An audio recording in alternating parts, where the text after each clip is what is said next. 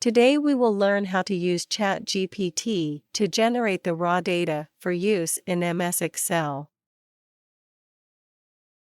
To generate the raw data, we have to write a query in GPT prompt. Write a raw data for use in examples in MS Excel will generate the raw data that could be very useful. Now ChatGPT is generating the reply. After the data has been given by the GPT, we can copy that output and paste it in Excel for the further refine and change it to our desired output. Simply select the output data and paste it to the Excel sheet. After that little bit of tweaking and the format is ready to work with, and even the raw data could be used in some cases where required. Make the necessary changes that you would have liked to do.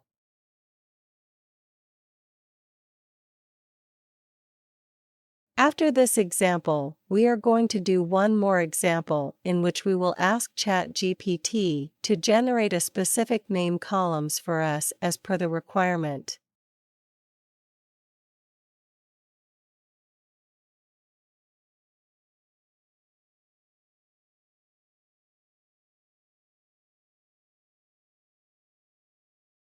Now we will copy the same query from the above and paste it in GPT prompt, then we will change the prompt text in which we will add the specific names of the columns that we may like to be generated in output.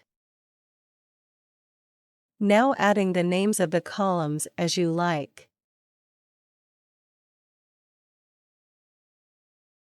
After that, press the Enter key, and you may find out that GPT has an output with the desired columns in output with raw data.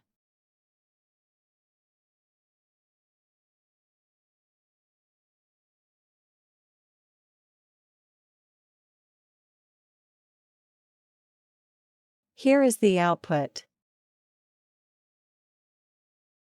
Now we can do the same by copying the output data from GPT to the Excel sheet, and we can use that raw data with specified columns for our work, and we can further modify the desired output.